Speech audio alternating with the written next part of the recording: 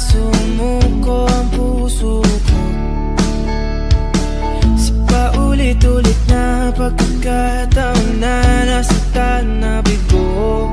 Mukhang delikado na naman ako. Bakit ba kinikilig na naman ako? Pero ngayon ay parang kakaiba. Pag nakatingin sa iyong mata, ang mundo ay kalma.